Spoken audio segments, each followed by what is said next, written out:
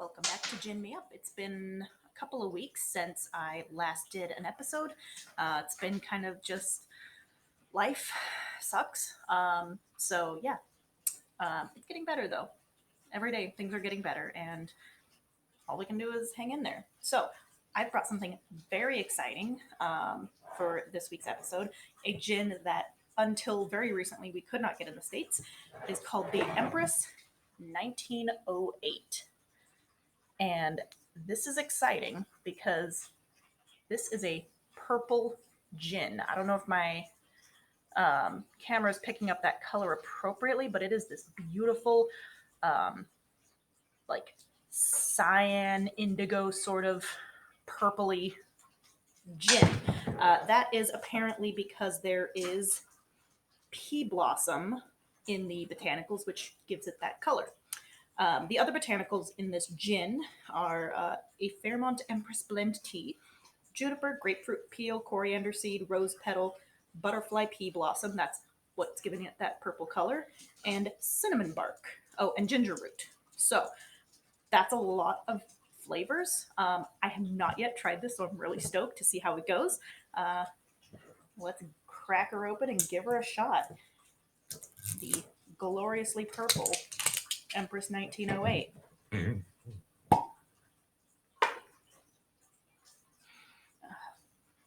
God, just as I open that, I get this really like lush, fruity. Oh my God, look at that. Isn't that freaking delicious? Holy crap, that is beautiful. Yeah, so you get a pretty strong juniper scent to it, but it's got some more floral undertones. I think that's going to be the rose peel and the pea blossom. I think I'm getting a little bit of like something that is really hard to describe. So I'm going to say that's probably the pea blossom or whatever tea that they're using in that.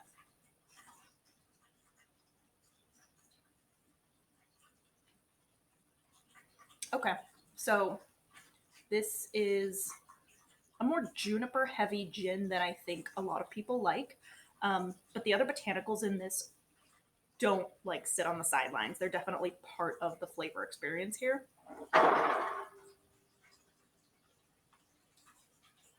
The flavors that I mostly pick up are a little bit of ginger, for sure, a little bit of that sweetness, which I think is from the rose petal. Um, Definitely that juniper coriander, yeah. A little bit of like spicy note that I think is going to be that coriander. I don't think I'm getting the spiciness from the cinnamon bark until like it's you've swallowed it and you're done, and it's just kind of like lingering on the very back of the palate. That's I think where that cinnamon bark is showing up.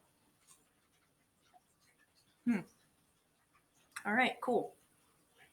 Overall, not a gin that I really want to drink straight, just because I think it does have a little bit too much of that uh, juniper forwardness to it.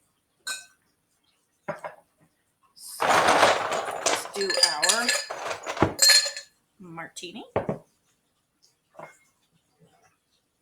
Let's see. The Tribuno Vermouth.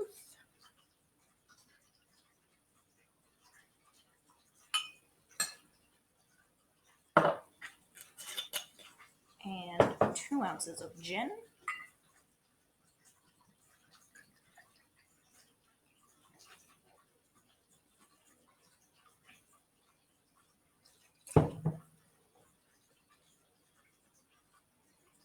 Oh, this is great.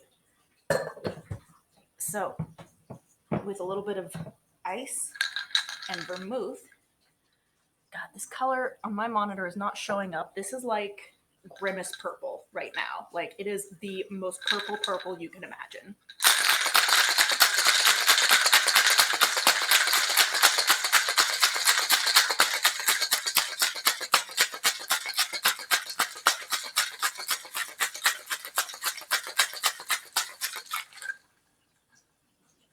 Nice.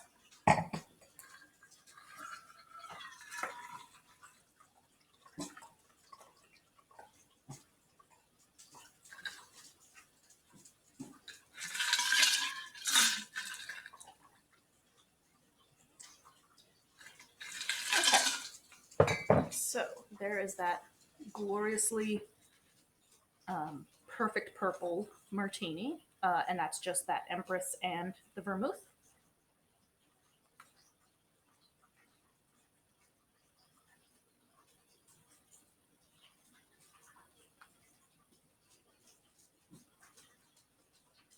This makes for a very smooth martini. I'm a little bit surprised because I was kind of waiting for that juniper to really hit me in the face, and it didn't.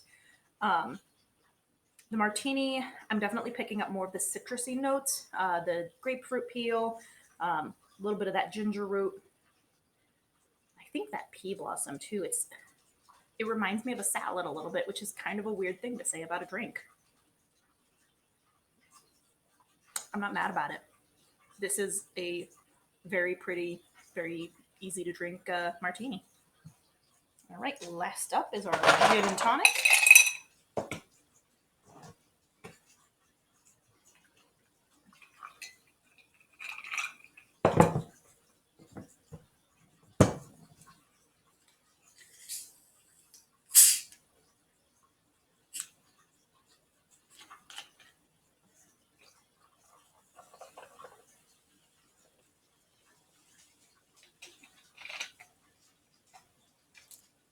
I know this is all just like shades of dilution, um, but you compare just the straight gin, that like really like purpley blue, to a gin and tonic, which again I don't have a great background for you. That's here we go.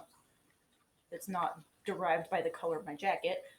This gin and tonic turned more of a really pretty lavender color, which is super cool. It's just fun to look at. Mm, see, that's a nice gin and tonic. This gin really shines in a gin and tonic. I would actually do a lemon wedge with this just to give it that little bit more of that citrusy kick to it. Um, you could probably do lemon and cucumber, and it would be really freaking tasty. Yeah, the gin and tonic. I think that sweetness really brings out a lot more of the flavors in this Empress gin. It's a lot more pronounced in kind of the layers of flavor going on there. So, um, Empress 1908, overall a super, super cool purple gin. Um, is it, worth the $40 a bottle that I paid for it? It's kind of up to you. Um, I think flavor wise, there's a lot of amazing gins that cost around the same or a little bit less that are also delicious. I'm looking at you, Roku Gin, because that was some good stuff. Um, is it an awesome, like, cocktail party sort of fun, like, drink mix? Absolutely. I think part of the appeal is just in that vibrantly purple color. But I feel like the color kind of outshines the flavor, if you can understand what I'm trying to say with that. So that's my review of the Empress 1908. I found this at a big liquor store. What's it called? Total Wine. And they had that, I think I said, for $38, somewhere in there. It's been a couple weeks 3 weeks since I bought this. Um, and I'm also impressed with myself that I haven't cracked into it until now. So you're welcome, and I will try to have a more timely drink review later this week. Take care and stay safe.